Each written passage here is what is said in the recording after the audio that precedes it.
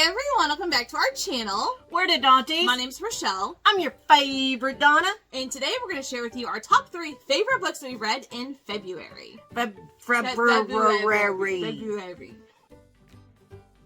So every month we like to talk about our top 3 favorite books that we read because we read so much and there's 2 of us. We don't take the time to go through a full wrap up because we would be here for forever.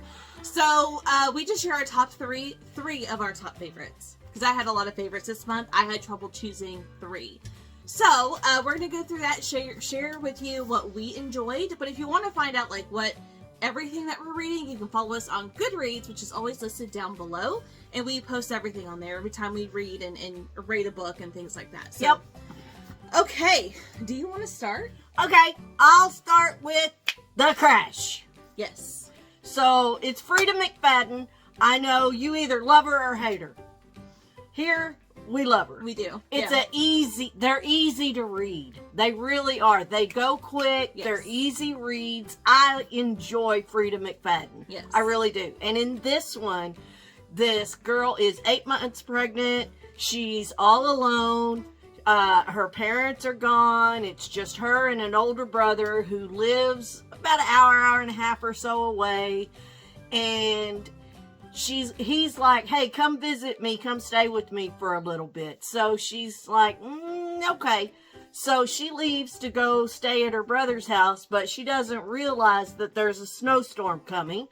And she has a crash, hence The Crash. Yes. And she's in the middle of nowhere in a snowstorm. Her car has rammed into a tree, and this man comes and offers to help her. She's scared. She doesn't know if she should, but she does. She goes with this guy. He takes her back to his cabin where he and his wife are. She meets the wife, and they help her, set her up. They say, you got to stay here for a little bit while this snowstorm gets away. Mm-hmm. And it kind of goes from there. So she's leery of this man, big time. And she's, okay, we're going to do this. And this is my ally. The wife is here. Things are good. I can do this.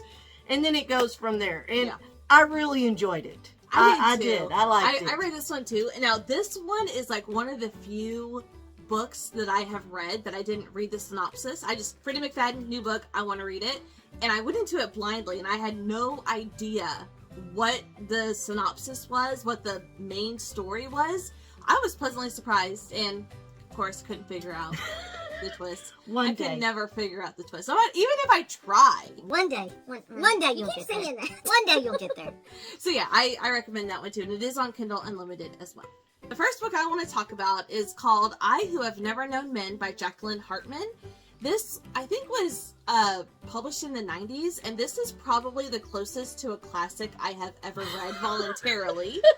And it is a short read, but oh my gosh, this book blew me away. In fact, all 3 of these books I'm going to be talking about today, I read over the same weekend, and it was like banger after banger after banger. It was amazing. But this one is really interesting because it's a dystopian. I would say this, I guess, is a modern classic if it was in the 90s, right? It's modern-ish, sure. Yeah. So we're following this group of women. I think there's 40 women who are kind of trapped in this underground bunker. And they're all women. And it's all we know about this world is that something, like the world was fine, something happened, and then these women were put into this underground bunker, and they have lived there ever since. And our main character, I don't even think she has a name, or she's not named in the story, but we're following from her perspective, and she is the youngest person in this bunker, so she grows up not knowing the outside world. The men will come and like give them food every so often, and that's it. Like there's no hope for these women, right? And one day something happens and all the women are able to escape, but the world is not like we know it now. It is crazy to follow their journey and seeing it through the main character's eyes, because she doesn't know like what a couch is, and she's never seen one. No one's ever talked about it, because it's like, what's the point of telling this girl all about the outside world when we're never going to get outside. Oh, I know what a couch is. Mine's got my butt print stuck in it. But this is one that'll make you think. It's isolation, it's a journey, and it made me feel like scared, terrified of this happening and seeing what they go through once they do get out of this bunker. This was absolutely amazing. I had no idea what to expect other than a lot of people have been reading it lately and have enjoyed it. And I was like, you know what? I really want to try it, and I loved it so much. My next one, Cackle by Rachel Harrison. Yeah. This was one of the first ones that she published, is that right? It's a few years old. Yes. It's a couple of years old. Yeah. But I did enjoy this one. So, let's see. What's her name? Annie? Mm-hmm. Annie is like a teacher, and she goes through this breakup, and she's not happy. You know, breakups suck. So she's like, okay, I'm going to move away, and I'm going to leave the city, and I'm going to go to a little bitty, teeny tiny small town. Yeah. Total change, right? So she does that, and once she gets to this town, she's like, this is so nice. This is so quaint. I love it here. Her apartment's great, except there's spiders, a lot of spiders that just pop up randomly in her apartment. And as she's kind of getting to know this town and everything, she meets somebody who is awesome. She just loves her new friend. But she's starting to notice that all of the people in the town are kind of scared of her new friend, and she can't figure out why. And she's like, well, I think she's awesome. I don't understand what your deal is, but I think she's awesome. Mm-hmm. So, and it just kind of goes from there. You kind of start to figure out why the town is scared of her friend and all of that. It's very interesting. And Cackle, is her new friend a witch? Ooh. Is that why the town's scared of her? So, yeah, I enjoyed it. Yeah, that was I think that was the first Rachel Harrison book that I've read, and I've read everything since. And I think I might be all caught up on everything she's written. And she's just one of my favorite authors because her books are categorized as horror, but they're not like your typical horror. It's more like a light horror, I would say. If like Cackle didn't feel horror to me at all. It's more of a psychological than blood and guts. Yes, absolutely. Okay, so the next book that I want to talk about is a sci-fi, and this, well, let me just show you what it is. So it is The Bones Beneath My Skin by T.J. Klune. Now, what's interesting is this was a story that he wrote many years ago, 2017, 2018, around there. And his publisher at the time said it was too weird and that they would not publish it. So he self-published it. And then just recently, in the past year, it actually got picked up for your normal publication. So it's now republished officially. This story was so fun. And I did not expect to really, engage with this story. Because I'm like, sci-fi is, hit or miss. In my mind, it's hit or miss. But every sci-fi I've read, I have absolutely loved. So I just need to get over the stigma that I had towards sci-fi, I guess. I don't know. But, so this one we're following this man named Nate. So he has lost both of his parents, and he has an older brother who wants nothing to do with him.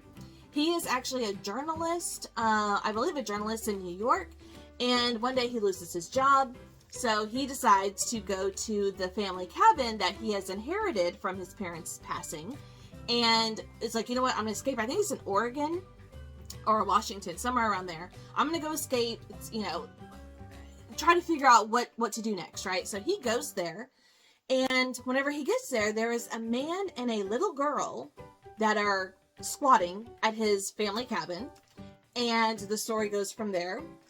This was something that the characters in this is so good. The little girl, she calls herself, Artemis Darth Vader is what she tells people her name is. And kids are always making up weird stuff.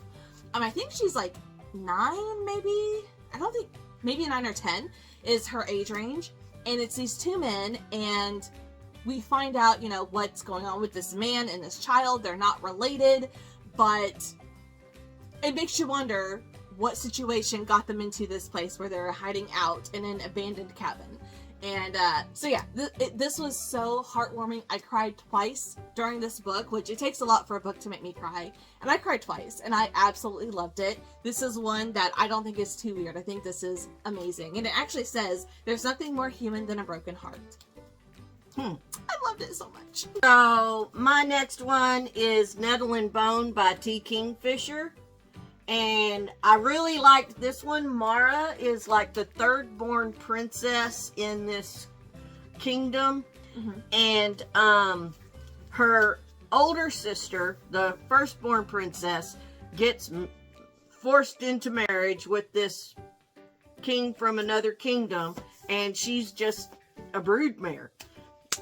Make babies. Make me another heir. You gotta do it. Let's do this. Well, the older sister ends up dying in childbirth. So when the older sister dies in childbirth, then the middle sister gets shipped off to become the new broodmare. And, you know, during this time, the mom, the queen, is like, let's save our youngest daughter from this. Let's ship her off to a convent. So she goes and lives in this convent. And she lives in this convent. Every once in a while, she goes and visits her family. When they find out the sister's pregnant, she'll go to like a baby shower or something. But then that baby ended up passing away. So then the sister has to get pregnant again. And, you know, little things like this. And as Mara, the third daughter, starts growing up, she starts realizing that this king that they've shipped her sister off to is abusive. And she doesn't like it, and she wants to get her sister out of it, but she realizes that if anything happens to her sister, they're gonna pluck her out of the convent, and she's gonna have to take her sister's place. So she starts figuring out how she can get rid of that ruler and still maintain her and her sister's lives. So it's very interesting. She ends up getting a reluctant fairy godmother who has this weird little familiar. And she gets some like old knight that's kind of been shunned, but he comes along and helps her. So her and her little band of people decide that they're going to go off and they're going to kill the king. And I enjoyed it. I really did. Yeah, so T. Kingfisher, I have 2 sections of her books in my home library upstairs. This is more fantasy, and it's a short read. I mean, it's really, really quick, and I love the tagline because it says, "This isn't the kind of fairy tale where the princess marries a prince. It's the one where she kills him." So there is, I mean, she is also a horror author as well. So there are some like elements of that in here, but every book that I've read from this author has been incredible, whether it was horror or fantasy.